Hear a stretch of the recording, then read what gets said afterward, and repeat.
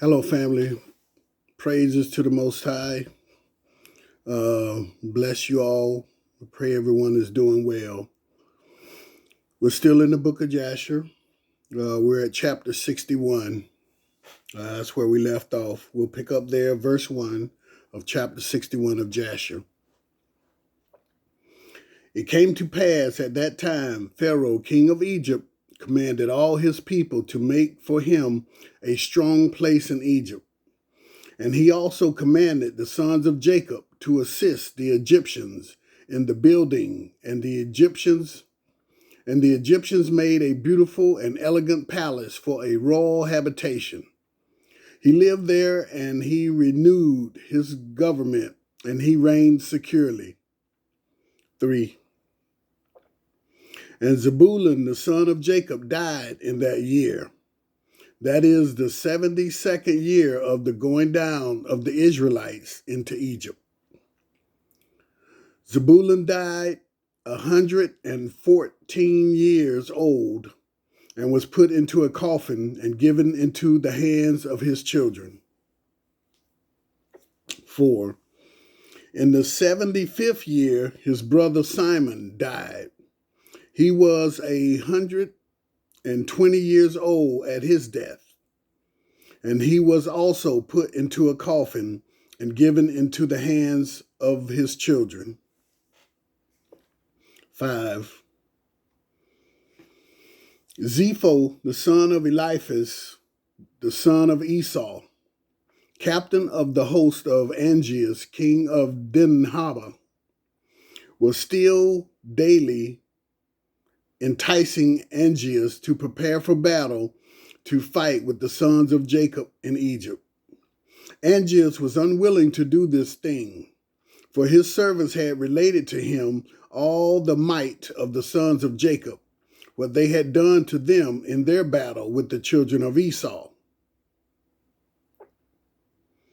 And Zepho was in those days daily enticing Angeas to fight with the sons of Jacob. After some time, Angeas listened to the words of Zepho and consented to him to fight with the sons of Jacob in Egypt. And Angeas got all his people in order, a people numerous as the sand, which is on the seashore. And he formed his resolution to go to Egypt in battle.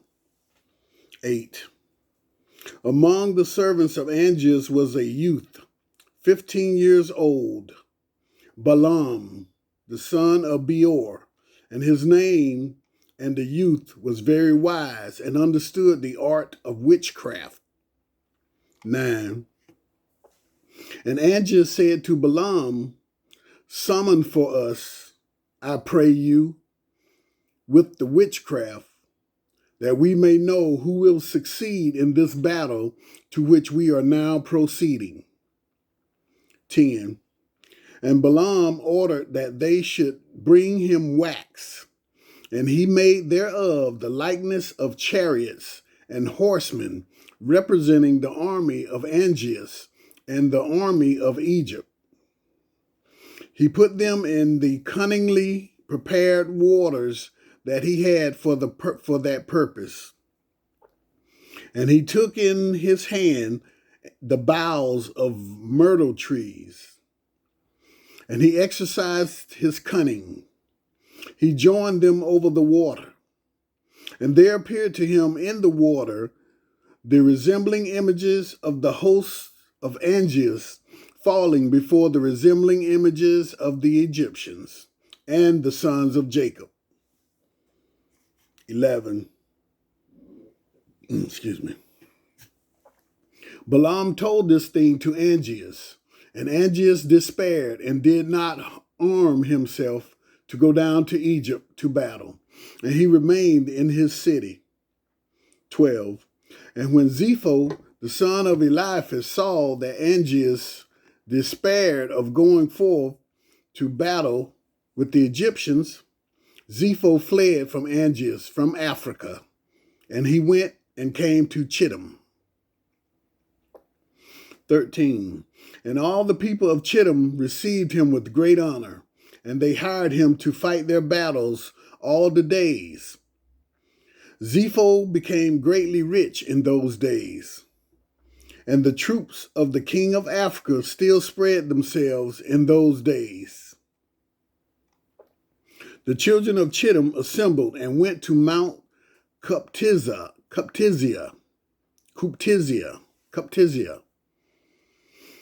on account of the troops of Angeas, king of Africa, who were advancing on them. 14. It was one day that Zepho lost a young heifer, and he went to seek it, and he heard it lowering round about the mountain. 15. Zepho went, and he saw that there was a large cave at the bottom of the mountain, and there was a great stone there at the entrance of the cave. Zepho split the stone, and he came into the cave, and he looked, and there a large animal was devouring the ox. From the middle upward, it resembled a man, and from the middle downward, it resembled an animal. And Zepho rose up against the animal and killed it with his swords. 16. The inhabitants of Chittim heard of this thing, and they rejoiced greatly, and said, "What shall we do to this man who has slain this animal that devoured our cattle?" 17. And they all assembled to consecrate one day in the year to him. And they called the name thereof Zepho, after his name. They brought to him drink offerings year after year on that day, and they brought to him gifts. 18. At that time, Janiah, the daughter of Uzu, wife of King Angeas, became ill, and her illness was heavily felt by Angeas and his officers. And Angeas said to his wise men, "What shall I do to Janiah, and how shall I heal her from her illness?"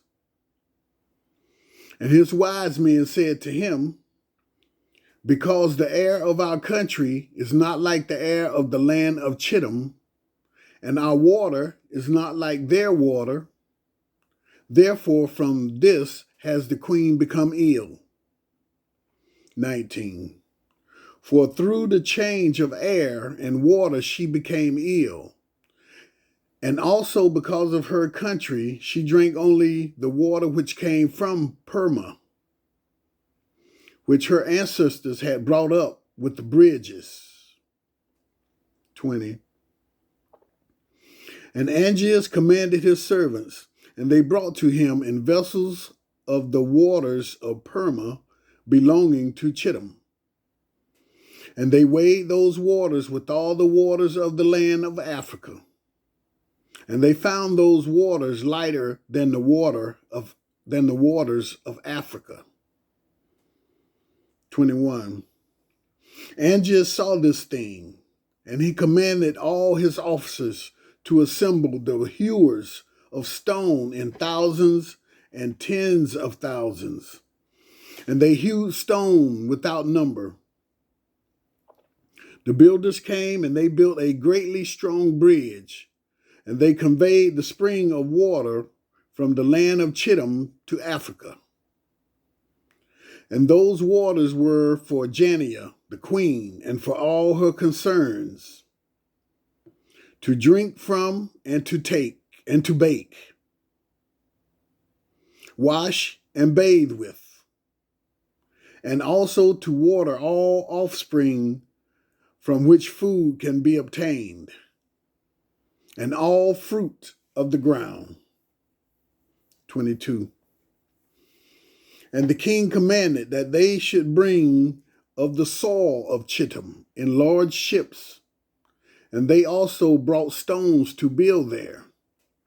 The builders built palaces for Janiah, the queen, and the queen became healed of her illness. 23. And at the revolution of the year, the troops of Africa continued coming to the land of Chittim to rob as usual. And Zepho, son of Eliphaz, heard their report. He gave orders concerning them, and he fought with them, and they fled before him. And he delivered the land of Chittim from them.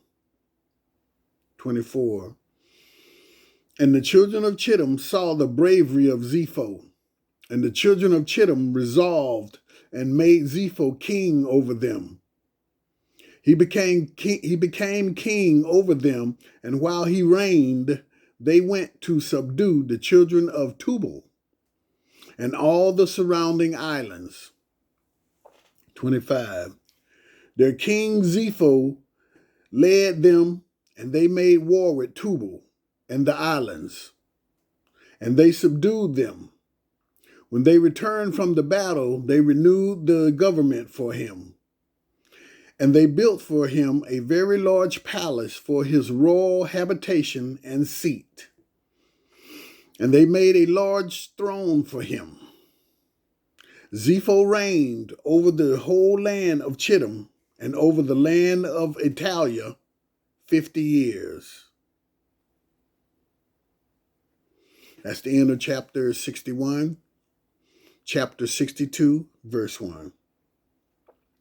In that year, being the 79th year of the Israelites going down to Egypt, Reuben, the son of Jacob, died in the land of Egypt. Reuben was 125 years old when he died, and they put him into a coffin, and he was given into the hands of his children. 2. In the 80th year, his brother Dan died. He was 120 years at his death, and he was also put into a coffin and given into the hands of his children. 3. In that year, Chushan, king of Edom, died, and after him reigned Hadad, the son of Bedad, for 35 years. In the 81st year, Issachar, the son of Jacob, died in Egypt.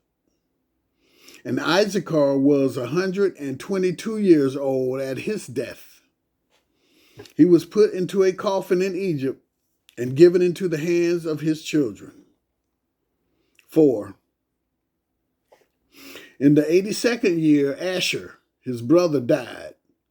He was 123 years old at his death, and he was placed in a coffin in Egypt and given into the hands of his children. 5. In the 83rd year, Gad died. He was 125 years old at his death, and he was put into a coffin in Egypt and given into the hands of his children. 6.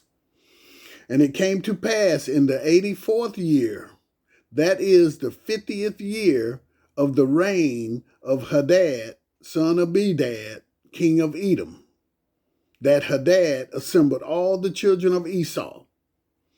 He got his whole army in readiness, about 400,000 men, and he directed his way to the land of Moab.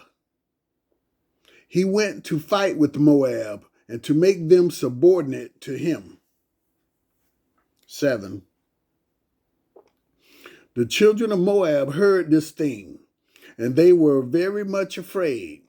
They sent to the children of Midian to assist them in fighting with Hadad, son of Bedad, king of Edom. 8. And Hadad came to the land of Moab, and Moab and the children of Midian went out to meet him. They placed themselves in battle array against him in the field of Moab. 9. Hadad fought with Moab, and there fell of the children of Moab and the children of Midian, how many slain ones? About 200,000 men. 10. The battle was very severe on Moab. And when the children of Moab saw that the battle was so severe, they weakened their hands and turned their backs and left the children of Midian to carry on the battle. 11. And the children of Midian knew not the intentions of Moab, but they strengthened themselves in battle and fought with Hadad and all his army. Hadad. And all Midian fell before him. 12. Hadad struck all Midian with a heavy smiting, and he killed them with the edge of the sword. He left none remaining of those who came to assist Moab. 13. When all the children of Midian had perished in battle, and the children of Moab had escaped, Hadad made all Moab at that time subservient to him, and they became under his hand. They gave a yearly tax as it was ordered. And Hadad turned and went back to his land. 14. At the revolution of the year, when the rest of the people of Midian that were in the land heard that all their brothers had fallen in the battle which Hadad for the sake of Moab, because the children of Moab had turned their backs in the battle and left Midian to fight. Then 5 of the princes of Midian resolved with the rest of their brothers who remained in their land to fight with Moab to avenge the cause of their brothers. 15. The children of Midian sent to all their brothers, the children of the east, and all their brothers. All the children of Keturah came to assist Midian to fight with Moab. 16. The children of Moab heard this thing, and they were greatly afraid that all the children of the east had assembled together against them for battle.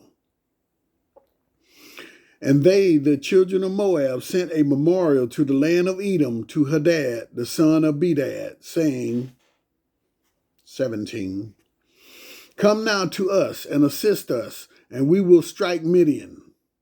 For they all assembled together and have come against us with all their brothers, the children of the east, to battle, to avenge the cause of Midian that fell in battle.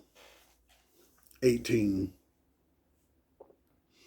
Hadad, son of Bedad, king of Edom, went forth with his whole army and went to the land of Moab to fight with Midian. And Midian and the children of the east fought with Moab in the field of Moab, and the battle was very fierce between them.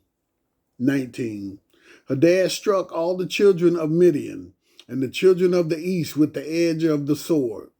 And Hadad at that time delivered Moab from the hand of Midian. Those that remained of Midian and of the children of the east fled before Hadad and his army. And Hadad pursued them to their land and struck them with a very heavy slaughter, and the slain fell in the road. 20. Hadad delivered Moab from the hand of Midian, for all the children of Midian had fallen by the edge of the sword. And Hadad turned and went back to his land. 21. And from that day forth, the children of Midian hated the children of Moab, because they had fallen in battle for their sake. And they were a great and mighty enmity between them all the days. Enmity. 22. And all that were found of Midian in the road of the land of Moab perished by the sword of Moab. And all that were found of Moab in the road of the land of Midian perished by the sword of Midian. Thus did Midian to Moab, and Moab to Midian for many days. 23. It came to pass at that time that Judah, the son of Jacob, died in Egypt, in the 86th year of Jacob's going down to Egypt. And Judah was 129 years old at his death. And they embalmed him and put him into a coffin. And he was given into the hands of his children. 24. And in the 89th year, Naphtali died. He was 132 years old. And he was put into a coffin and given into the hands of his children. 25.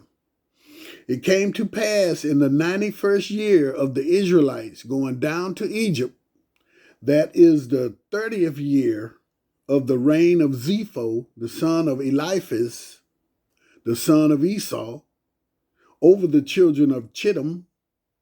The children of Africa came upon the children of Chittim to rob them as usual, but they had not come on them for these 13 years. 26.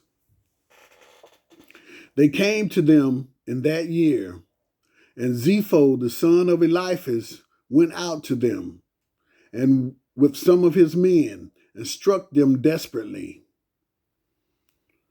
And the troops of Africa fled from before Zepho, and the slain fell before him. And Zepho and his men pursued them, going on and smiting them until they were near to Africa. 27. And Angeas, king of Africa, heard the thing which Zepho had done, and it troubled him greatly. And Angeas was afraid of Zepho all the days. And that's the end of chapter 62. Thank you for listening, family.